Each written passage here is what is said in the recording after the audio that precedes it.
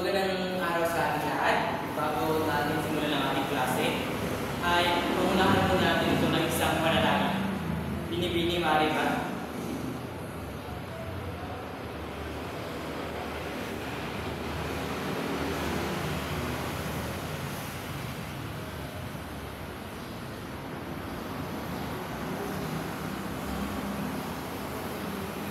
Muli, magandang araw sa inyong lahat. Bago po tayo magsimula ay pakiayos po ng inyong mga buwan at pakipulot po ng mga kalat sa sarili. Salamat. Ngayon ay wala bang lumiban sa iyong klase? Nasaan mo yung sekretaryo dito? Wala? Maraming salamat. Sa aking klase, bago ako nagsisimula, mayroon talaga alitutunin na kailangan natin sundin. Una, kapag may taong nagsasalita sa harap, kaya po ay makinig po ang lahat. Huwag po tayo magsasalita. Pangalawa ay makinig po dahil kapag ako nagtatanong ng sa ganun ay may masagot kayo. At ang pangatlo ay maging aktibo po sa aking klase. Naiintindihan po ba? Huwag maging malingay, makinig ng mabuti at maging aktibo. Bago natin simulan ang ating talakayan ngayon, ay may ipapakita muna ako sa inyong mga video clip na galing mismo sa mga kilalang pelikula, mga teleserye, at tuturin niyo kung ano nga bang uri ng damdamin na pinakita at kung paano nila ipinapahayag ang kanilang emosyon sa pelikula. Naintindihan po ba? Maraming salamat. Kaya magsisimula na po ako.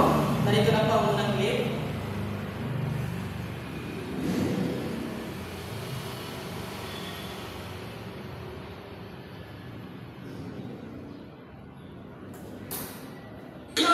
Tagal-tagal na nun. Pero yung masagot na yun, nandito pa rin. That was just one mistake. Isa lang. Isa, dalawa, tatlo.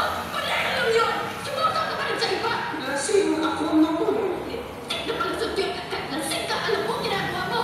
Nag-sorry ka agad ako sa inyo, di ba? Kasi kahit ano sabihin ko, alos mo. Nagkamali ako. Nasaktan kita.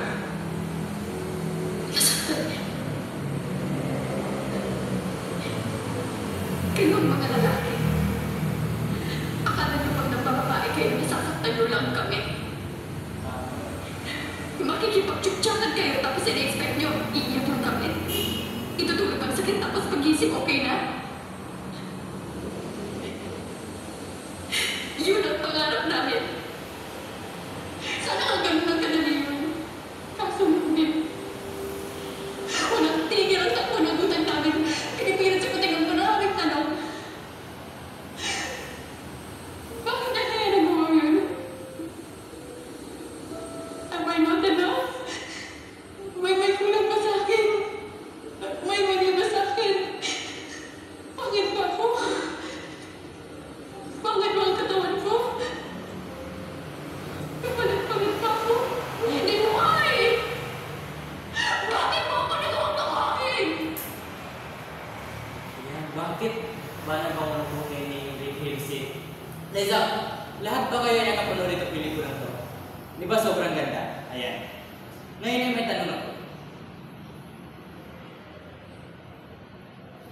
Ano ba sa tingin niyo ang damdamin na pinakita? Ang dami na natas na kamay. Ginoo, ikaw? Malungkot. Tama.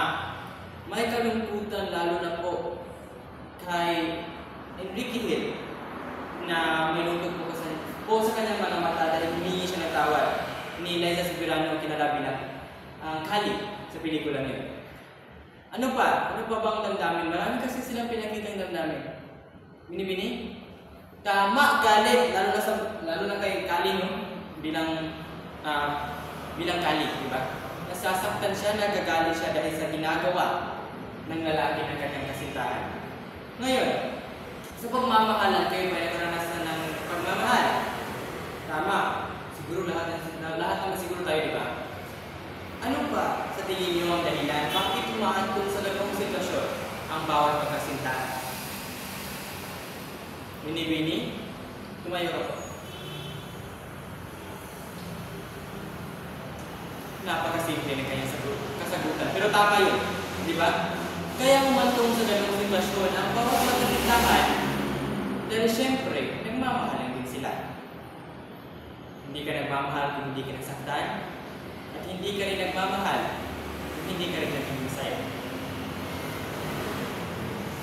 Para sa pangalawang video clip, kung naging interesado kayo, para sa pangalawang video clip naman, ipapakita ko ay tungkol pa rin ito sa pagmamahal.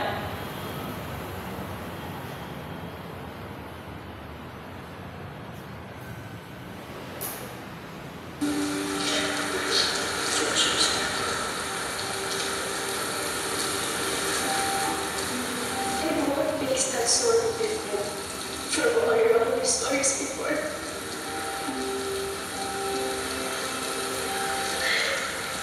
Halos, pitong taon ang buhay ko. Binigay ko sa'yo ang piling ko. At sa pitong taon na yun, isang beses lang ako nagsabi, pagod na ako. Isang beses lang ako nagtanong kung kaya ko pa ba. Isang beses lang ako nagkaroon ng lakas ng loob para sabihin kung ano talaga yung nararamdaman ko. Nasasaktan na ako. Nauubos na ako. Isang beses, sa napakaraming beses na pwede ako sububok, pero hindi ko ginawa.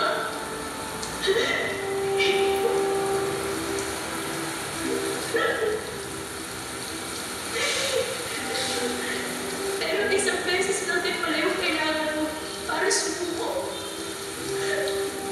Para umalis. At hindi na bumalik. I needed you to fight for us that time. Because I was so tired fighting alone. Kahit sabihin kong umalis ka, hindi ka alis. Kasi kilala mo ako eh. Alam mo na nasabi ko lang yun. Kasi pagod ako. Pero mahal kita.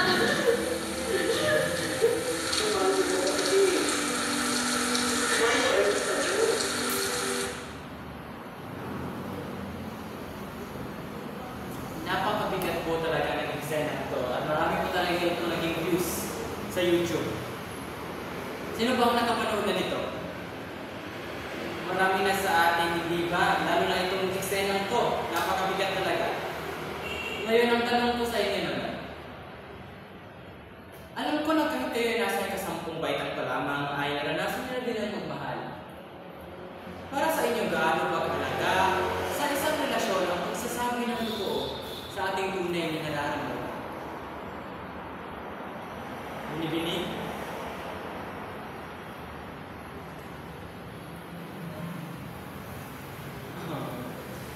Tama, napakagaling po na binibining. Lalo na yung huling yung sinabi. Mas mabuti nang masaktan tayo sa katotohanan kaysa naman maging masaya tayo pero puro kasinungalingan lang. Kasi mas masasaktan lamang tayo kapag nalaman natin na yung totoo na yung pinapakita niya sa iyo ay pawang kasinungalingan lang. Di ba? At yung damdamin din na pinakita niya ay tama. Malungkot. Kasi parang silang umiyak. Lalo na kailangan maging manhid. Ikating. Kasi ang hirap maging manhid, lalo na kapag mahal pa natin yung isang tao. Tama? Para naman sa ikatlong movie clip, ito naman ay tungkol sa pampamilya. Hindi na natin pag-umagal ito.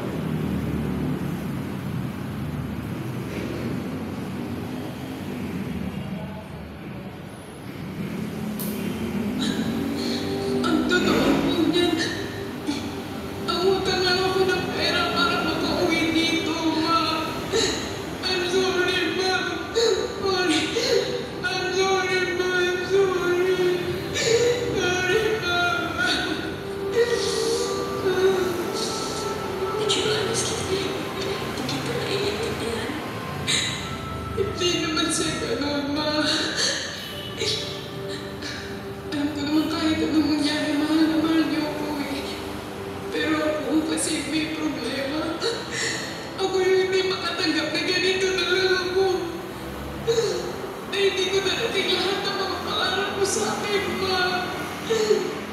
Na ako talaga yung kulelat sa lahat ng mga anak mo. Ate, na kahit anong gawin ko, hindi ako magiging kasing galing ni Bobby.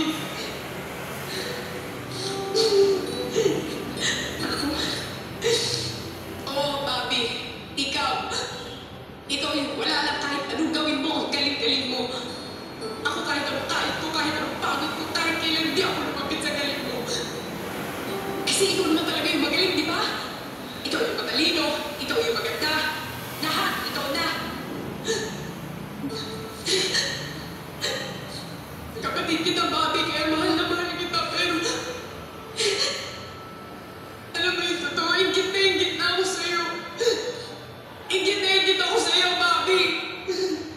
Pero bakit parang naiyak ka? Pero bakit kasalanan ko parang kasalanan ko? Ayan. Kung bakit naging malungkot na yung mga mukha ninyo? Ito, maganda. Ano ba ang nagdami na pinakita ni Tate? Sa kapatid niya, si Bob. Diba? Inggit. Tama, inggit. Pero paano niya ipinapakaya kapag iinggit niya sa parang galit? Tama. At oo, panunungkad. Ayan, di ba? Pero yung tanong ko, kasi nakita ko kasi naging malungkot na yung mukha niyo, yung iba sa kanila is umiiyak na, oh. Paano pa nakakadala ang emosyon sa pelikula para sa iyo bilang manonood? O, Ginoo. Magaling, di ba? Kasi napaka-epektibo po nila dahil lalo na kapag tumitingin tayo ng mga pelikula, may mga pagkakataon talaga na tayo naiiyak. Dahil nakakadala naman talaga yung emosyon ng karakter. May pagkakataon na tayo naging masaya at ito yung pinakagusto ko talaga. Yung tayo ay nagagalit sa isang karakter. Dahil, siyempre, normal lang yun na nagagalit tayo dahil siya yung naging epektibo bilang isang aktor. Dahil mahirap maging aktor. Kaya saludo ko sa lahat ng mga aktor na ginagawa talaga nila yung mga kaya binibigyan talaga nila ng hustisya ang kanilang karakter na pinuportray sa isang pelikula. Gusto niyo ba? Gusto ba nila? Para po sa pang-apat na video. Ito lang po. Pang-pamilya pa rin ito. Ito ay may ano ito.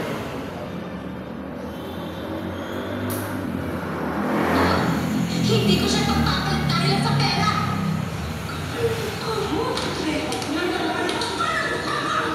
Wala kang maling nalabang. Ikaw na sumira ng buhay mo. Ikaw na sumira ng buhay mo. Ang kapal ng mukha mo. Ang kapal ng mukha mo. Wala kang pusang na lang. Ang kapal ng mukha mo. Ayaw mo sa akin. Ayaw ko sa'yo.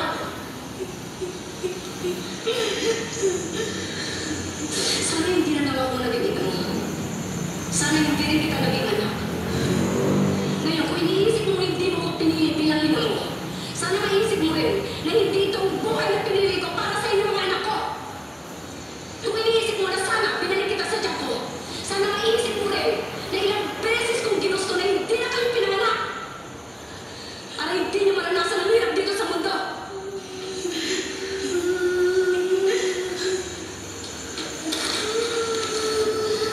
Pero nandito na ako. Nandiyan kayo. Kahit nandito na ako sa palong-palong ng mundo, dito dala-dala ko. Ang obligasyon ko sa inyo na bigyan kayo ng magandang buhay dahil magulang niyo ako. Hindi mo ako naiintindihan. Hindi ko hiningin lahat na binigay niyo sa akin. Kayo ang gusto na hindi ako. Dahil mahal ko kayo.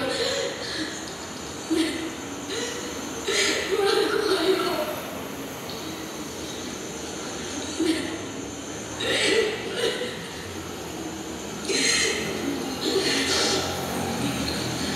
Ngayon, sabihin mo sa akin, sinasabi mong hindi kita naiintindihan? Bakit, Carla? Ako ba inintindi mo kahit minsan? Hindi. Sarili mo lang iniintindi mo. Sana kahit minsan, binigyan mo na halaga lahat ng paghihirap ko sa inyo, lahat ng sakripisyo ko sa inyo. Sana, tuwing umiinom ka ng alak, habang iniitik mo ang sigarilyo mo, habang nilulusta mo yung mga pera pinadala ko, sana maisip mo rin, ilang pagkain na tinis ko hindi kainin, para lang makapagpadala ko ng malaking pera dito.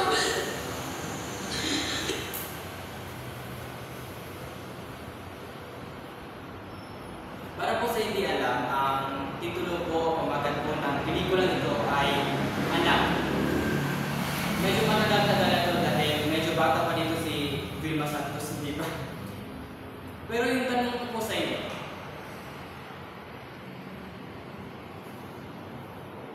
sino ba dito ang may ina o ama na OFW?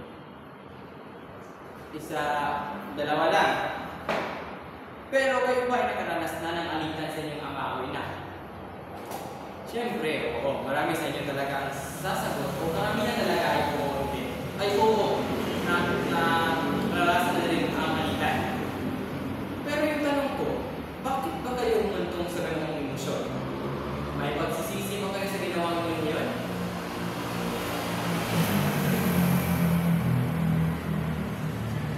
Binibini?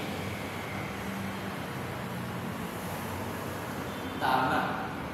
May pagsisisi daw sa binibini. Kasi bilang anak, napakonsensya din tayo sa mga binibitawan nating salita sa ating mga magulang. Ano ba? You know?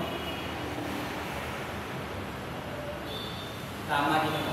May pagkakataon talaga na mahantong tayo sa mga sitwasyong gano'n. Lalo na kapag gusto lang natin din ang isang anak ay maintindihan tayo. Kasi akala natin, ay sa lahat ng magkakataon na tama tayo. Di ba? Pero alam naman natin na nagsasabi natin yung mga bagay na yun dahil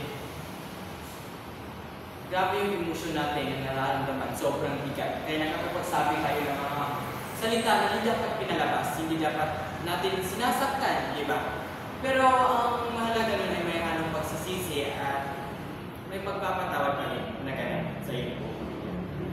Para po sa pambuling video clip, ito,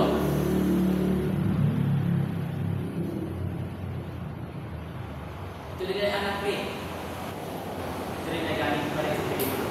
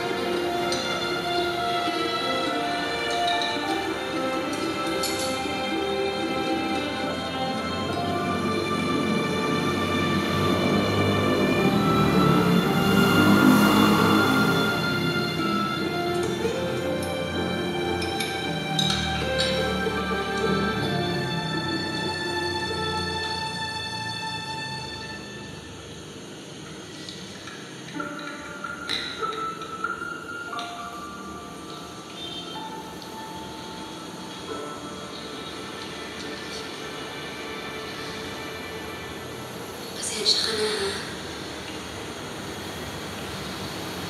Siguro hindi ko lang talaga kilala ang sarili ko. Kung ano ako. Ang alam ko lang, lumaki ako nang walang maakay sa akin.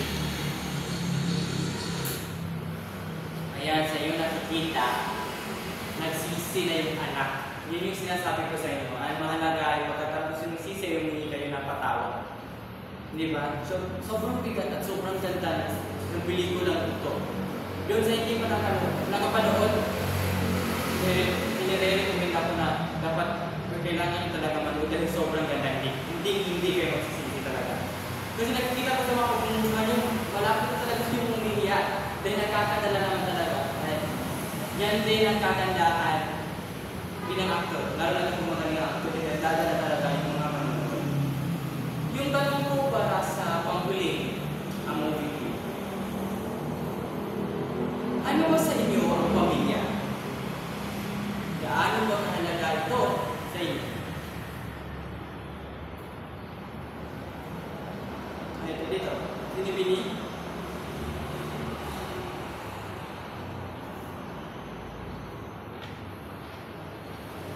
Tama. Kahit hindi po kompleto, may pagkakataon ng siguro na nawasan yung pamilya nyo, mahalaga. Yung pamilya sa inyo, pwede nyo pa rin ituloy yung mga kaibigan nyo bilang pamilya, yung mga tao malapit sa buhay. Yun yung definition niya ng pamilya. Sino ba? Bakit may lumalag? Oh. Dito naman tayo sa gilid. Nibini, gaano mo kalata sa inyo?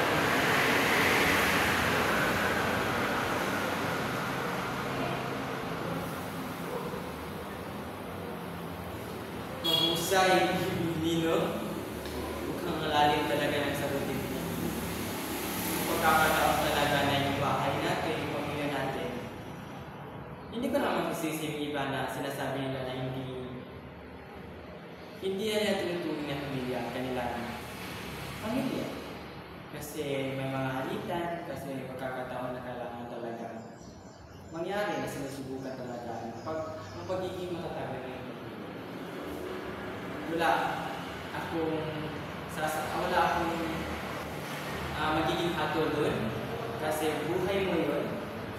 Pero ang masasabi ko lamang ay kahit anong mangyari, talikuran ng training iba. Pero hindi ng iyong pamilya. Mahusay at alam ko talaga na parte sa pinapakita ko mga movie clips ay sa tingin ko may panibagong aralin na kayo sa araw na ito. Sino ba ang may ideya kung ano nga ba ang ating aralin ngayon?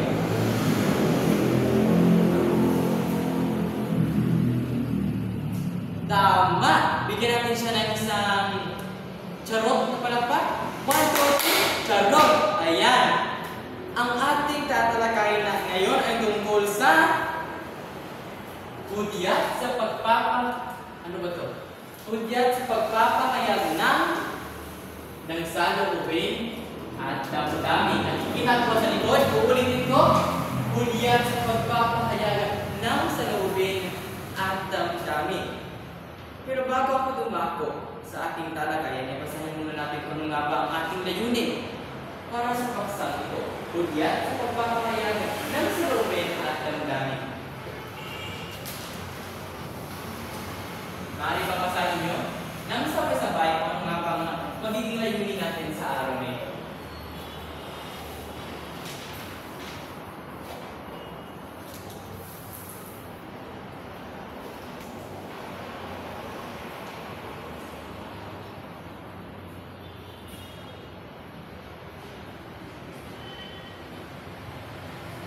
Tapos muli,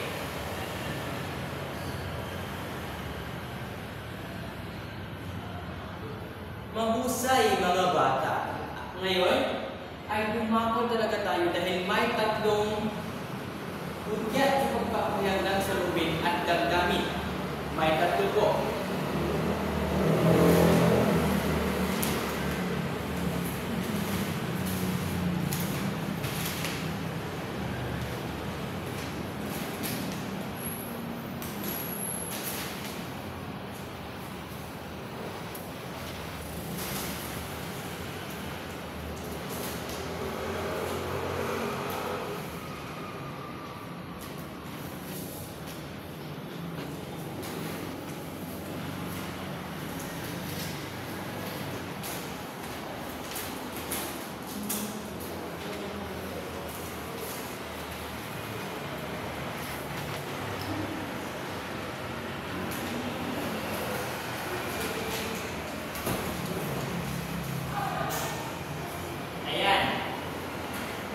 unang higyan sa pagpapahayag ng saloobin at damdamin, ang una ay ang paggamit ng mga pangungusap na padamdam. Alam niyo ba kung ano yung padamdam? Tama. Ang ating padamdam po, isa po ito sa mga damdamin na pinapakita natin, lalo na kapag tayo excited sa mga bagay. Diba? Sino ba dito ang naranasan na maging panalo sa kahit anong patimpalakman sa maaaring sa paaralan o maaaring sa kanilang mga barangay lang yung sumasali sa kanyang mga patimpalak gaya na lamang ng beauty pageants, ng sports, bilang atleta, at ng mga singing competition. Ganun. Ano ba ang pinipili? Ano ba ang naramdaman mo nung nanalo ka? Siyempre, masaya, di ba? Ano ba yung salita talaga na ginamit mo nung ikay na nanalo nung tinanghal ka talaga na panalo? Wow! Panalo ako. Ayan. Yung mga salitang yan, lalo na kapag tayo nakakaramdam talaga ng matinding kasiyahan, nagkakaranas tayo ng damdamin na padamdam. Halimbawa na lamang dito. Yay! Pasado ako. Aray! Nasugatan ako. Kapag mayroong pananda o marker na ganito, exclamation point sa Ingles, ibig sabihin isa niyang padamdam. At ginagamit natin ang mga pangungusap at padamdam kapag tayo ay nakaramdam na matinding sakit, matinding saya. Di ba? Para naman po sa pangalawa,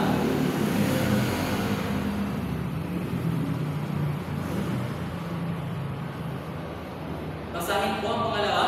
Ano ba ang pangalawa?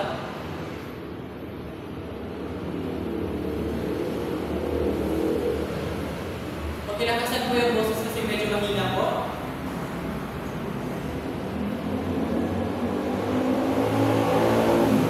Ganito po yung pangalawa.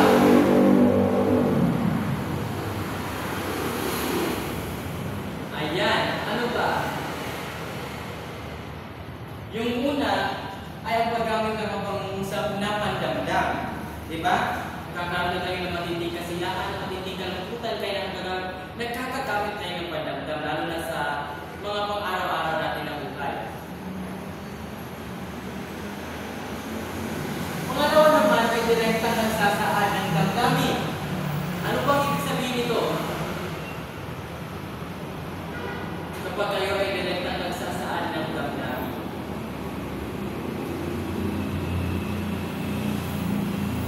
ibig sabihin po nito na wala po siya, kahit na ano pang walang paligoy-ligoy kumbaga.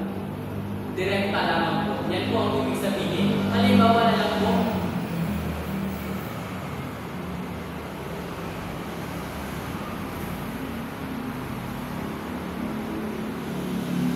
halimbawa lang yung pinakita dito. Ikinatutuwa ko ang iyong tagumpay. Direkta lamang. Walang paligoy-ligoy. Ganyan po ang isa sa halimbawa ng pahayag na direktang nagsasaad ng damdamin. Ikaw magiging panalo sa araw na ito. Yan, direkta yan. Pangalawa, nakakabisip talaga ang traffic. Diba, walang paligoy-ligoy, walang mga idiomatic expression o walang mga idioma na meron na kailangan mo talagang tignan kung ano nga pag-ibig mong sabihin kasi hindi direkta. Kumbaga, paligoy-ligoy pa. Pero ito, kapag direkta lamang po, sabihin ko, ito ay pahayag na direkta nagsasaad ng damdamin. Bigay po ng iba pang halimbawa. Sino pa? Ikaw. Umuwi ako ng bahay. Ayan, direkta. Wala nang direkta. Anong tanong pa? Wala nang paligoy-ligoy pa. Yan lamang po. Bakit ko naman, mga grammatical na konstruksyon bilang isang Pilipino, mahalaga talaga na alam natin kung ano nga ba ang gamit ng mga gramatika. Diba? Kasi kahit sa simpleng salita lamang, may gamit po yun. At maaari po tayong magkamali sa buong pangungusap kahit kung mali po ang gamit natin. Kahit isang simpleng salita lamang ng a at o. Halimbawa, halimbawa po ito. Halimbawa na lamang dito, gamit ng sobra talaga gamit ng mga tanong na rhetorical. Halimbawa, sino ba hindi matutuwa sa tagumpay nito? Napakaganda ng kanyang ginawa. Kasi hindi naman po natin pwede sabihin, napakaganda ng kanyang gumawa. Diba hindi? Kasi mali po yun. Mas maganda ng kanyang ginawa, mali po yun. Kaya dapat alam po natin ang mga gramatikal na konstruksyon nang sa ganun ay mas lalong maiintindihan, mas lalong maging panipaniwala, klaro, yan ang saktong salita. Klaro po, mas madaling maintindihan, mas madaling maunawaan. Kaya po, napakalaga na alam natin ang mga grammatical na konstruksyon. Ito po yung mga tatlong budyat sa pagpapakayag ng damdamin, yung sa loob ng damdamin. Kaya po siya tinatawag ng budyat kasi nagsisilbi po siyang palatandaan kung ano nga ba ang ating gagawin. Nang sa ganun, makakapaghayag tayo ng isang insakto at konkretong damdamin batay po sa mga salitang ating sinasabi. Halimbawa lang yung mga padamdam, yung pagtatanong, yung mga gano'n, meron din tayo nagkakaroon ng galutan, kasiyahan, galit, saya, yung disgust o yung inggit, di ba? Yung inggit na parang sana ganun din ako, sana ganyan din ako, di ba? Kasi lahat tayo ay may pagkakataon na pagkarasa doon. Pero ang malaga, dapat alam natin kung paano natin natin. Naintindihan po ba? Ulitin ito po. Ito po ang mga tatlong budyat o pagpapayaman sa loob ng damdamin. Una na dyan ay, usahin po.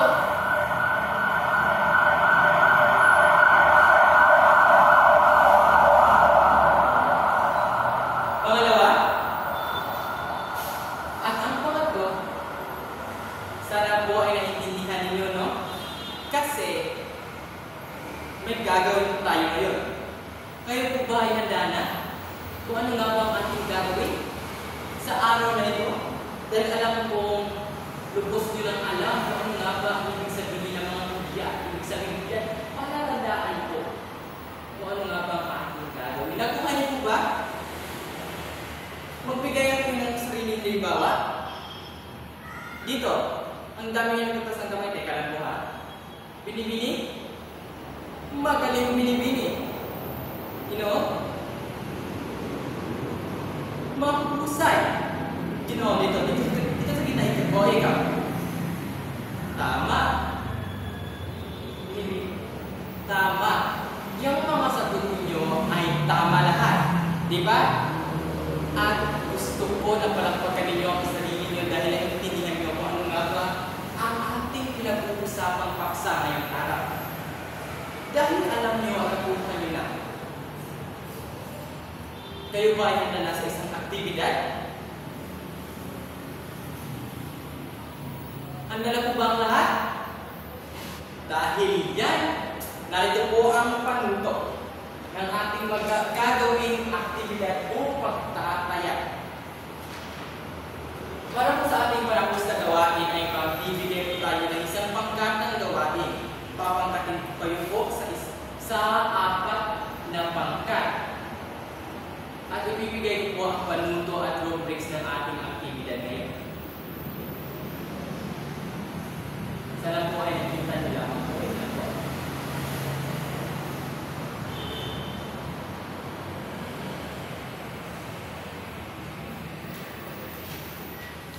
Ngayon ay lumasok na tayo sa ating magiging pagtataya.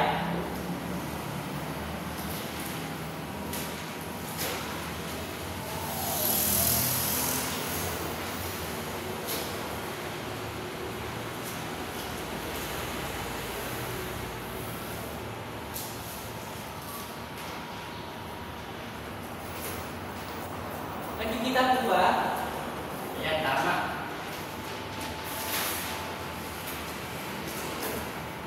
Maaari bang basahin sabay-sabay ang panuto?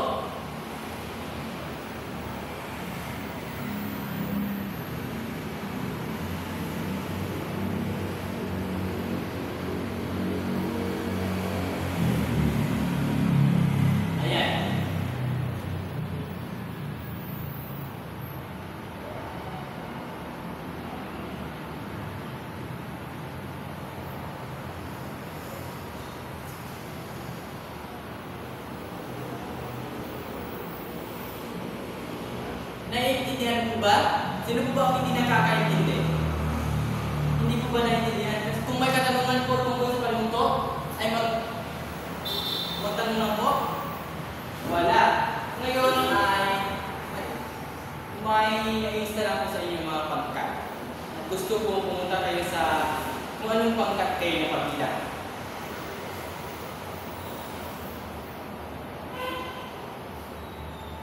Pandagdag lamang po na panuto na ang bawat grupo ay bibigyan lamang po ng 10 minuto upang magbahagi ng kanilang mga suwestyon at ideya sa pagtatanghal ng kanya-kanyang pagsasalita.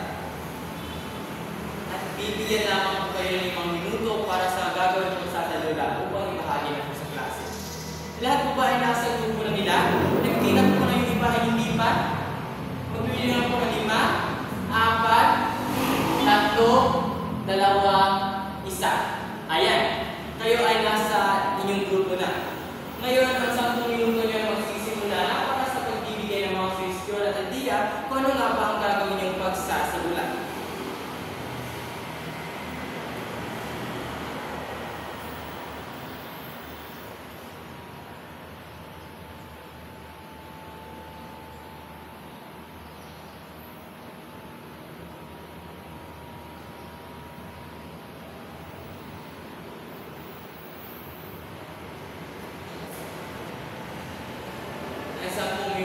Minuto po ay tapos na. Sana naman ay may napili na kayong gagawin ko sa satulay. Dan 5 minuto na po ang kailangan nyo para sa pagtatanghal. Ngayon ay bago tayo magsisimula, ay ibibigay ko sa muna ang rubrics. Una ay ang pagganap ng emosyon,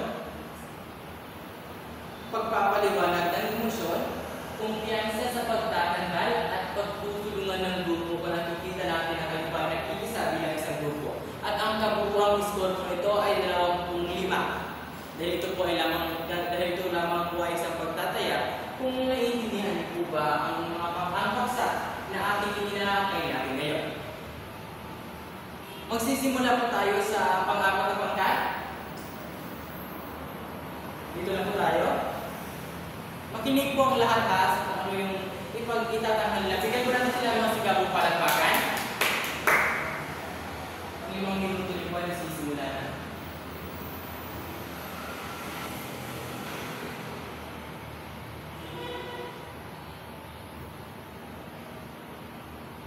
Mahusay, pang-apat na pangkat. Ano ang dami sa inyo talaga dito na magiging aktor sa inahanap, diba? Dahil alam talaga nila kung paano nila ipapakayag ang kanilang emosyon.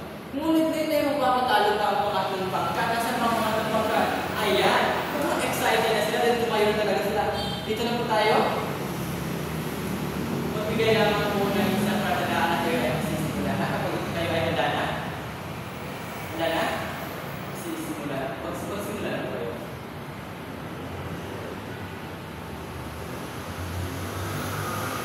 Maraming salamat. Mukhang mabigat po ang pinakita sa pagtatanghal.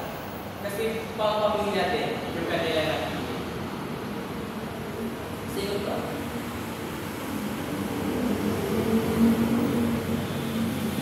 Ito. Pangalawa na. Ito.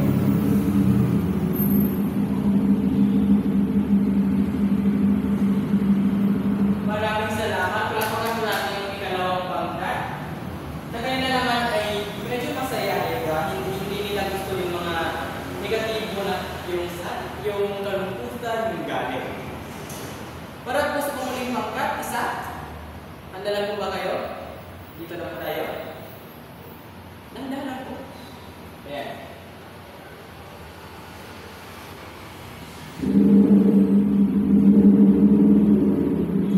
Mahusay pa.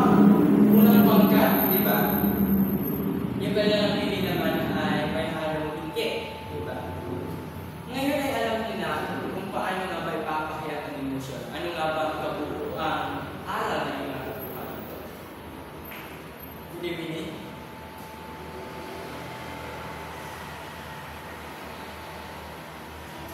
Mahusay, binibigyan mo natin siya ng isang charot na palakpak. 1, 2, 3, charot! Ayan!